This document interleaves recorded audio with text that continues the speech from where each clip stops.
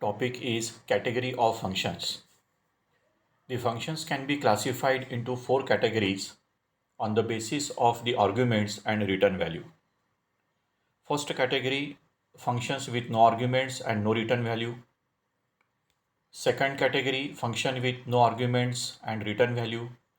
Third category, functions with arguments and no return value. And fourth category, functions with arguments and return value.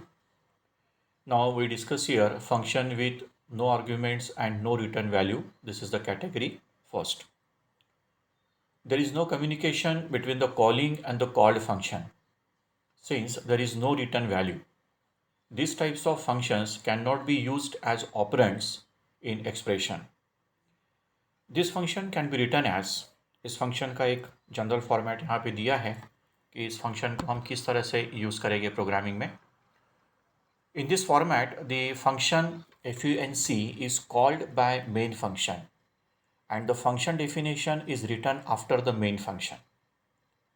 As the function func has no arguments and main function cannot send any data to func function, and since it has no return statement, hence the function cannot return any value to the main function. So we discuss one example, use a function with no arguments and no return value. तो यहाँ पे हमने जो function define किया है उस function में हमने कोई भी आर्गुमेंट को सप्लाई नहीं किया है, तो किसी भी तरीके का जो वैल्यू है वो सप्लाई नहीं करेगा, किसी वैल्यू को वो रिटर्न नहीं करेगा. So this example shows how to use function with no arguments and no return value. Next category हम यहाँ पे डिस्कस करेंगे function with no arguments and return value. These types of function do not receive any arguments but they can return a value. तो इस function को हमको कैसे लिखेंगे उसका एक जनरल फॉर्मेट यहाँ पे दिया हुआ है और इस फंक्शन के थ्रू, इस कैटेगरी के थ्रू हम एक प्रोग्राम को भी यहाँ पे डिस्कस करेंगे. उसमें हमने एक फंक्शन यहाँ पे डिफ़ाइन किया हुआ है ऐड नाम का. उसमें दो आर्ग्यूमेंट्स हमारे पास में है एक्स एंड वाई और मेन फंक्शन में हमने दो वेरिएबल्स लिए हैं ए और बी, जिसमें हमको दो वेरिएबल्स इनपुट करना है और हमने यहाँ पे एक फंक्शन डेफिनेशन लिया है ऐड ए कॉमा बी. अभी हम इस फंक्शन को कॉल करेंगे और कॉल करने के बाद में हमको दोनों वैल्यू के वैल्यूज़ को ऐड करना है एंड उसका जो रिज़ल्ट है वो रिज़ल्ट हमको डिस्प्ले करना है. तो इस एग्जांपल में हमने फंक्शन में कोई भी आर्गुमेंट नहीं लिया है बट हमने वैल्यू को यहाँ पे रिटर्न किया है. तो this category is used for function with no arguments and return value. तो दिस इज़ द एग्जांपल, ये उसका एग्जांपल है कि हम किस तरह से function with no arguments and return value को हम रिटर्न करेंगे. So see this example. हमारे पास में थर्ड कैटेगरी है function with arguments and no return value. These are types of function have arguments. Hence, the calling function can send data to the called function, but the called function does not return any value. So, this function can be written as, उसका एक general format यहाँ पे दिया है, हम इस function को किस तरह से लिखेंगे. In this example, arguments a and b are the actual arguments and the argument c and d are the formal arguments. तो ये जो फॉर्मेट हमको दिया है इस फॉर्मेट में a और b जो है वो एक्चुअल आर्ग्यूमेंट्स है और c और d हमारे फॉर्मल आर्ग्यूमेंट्स हैं. इस कैटेगरी के थ्रू हम एक यहाँ पे एग्जांपल डिस्कस करेंगे और इस एग्जांपल में हमने एक फंक्शन लिया है, वो फंक्शन है ऐड और इसमें हमने दो वेरिएबल्स लिए हैं वो जिसको हम बोलेंगे आर्ग्यूमेंट्स. हमने यहाँ पे सप्लाई किया है x and Y.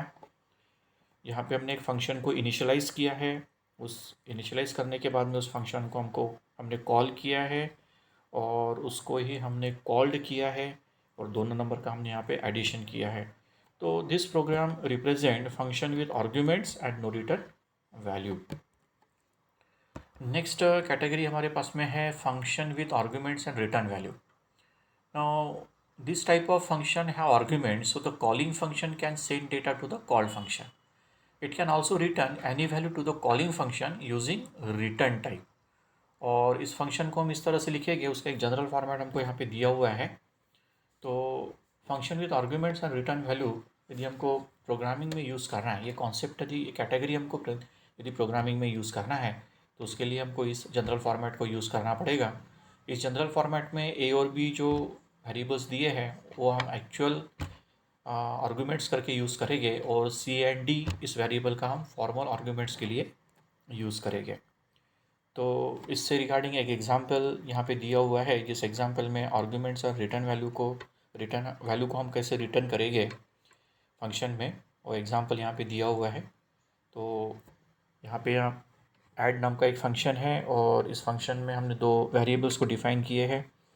Main function में हमने दो वेरिएबल्स लिए हैं, ए बी और ए एन एस, जहाँ पे हम अपने रिज़ल्ट को स्टोर कर रहे हैं। तो तीनों वेरिएबल्स को हमने यहाँ पे डिफ़ाइन किया है। ए और बी में हमने वैल्यू इनपुट किया है।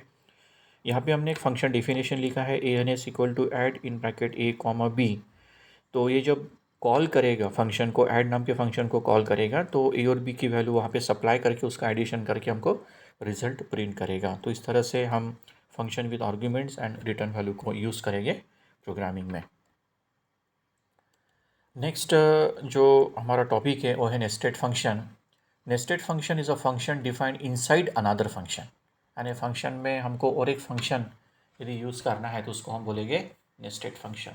The nested function name is local to the block where it is defined. The nested function can access all the variables of the containing function that are visible at the point of its definition. So अभी हम यहाँ पे जो programme discuss करेंगे वो nested function का है, और प्रोग्राम है to find the largest number using nested function. तो इसमें हमने डिस्प्ले नाम का एक फंक्शन लिया हुआ है। उसके बाद में इस फंक्शन को हमने एक मेन फंक्शन में डिफ़ाइन किया है। सेकंड हमने एक फंक्शन यहाँ पे यूज़ किया है, वो एक ग्रेटर, उसमें दो आर्गूमेंट्स को हमने सप्लाई किया है, एक्स एंड वाई। यहाँ पे हम एक लॉजिक यूज़ करेंगे कि हमको ग्रेटेस्ट नंबर को फाइंड आउट करना है दो नंबर में से, if X greater than Y. अभी दो नंबर्स को एंटर करने के बाद में हम फंक्शन को कॉल करेंगे।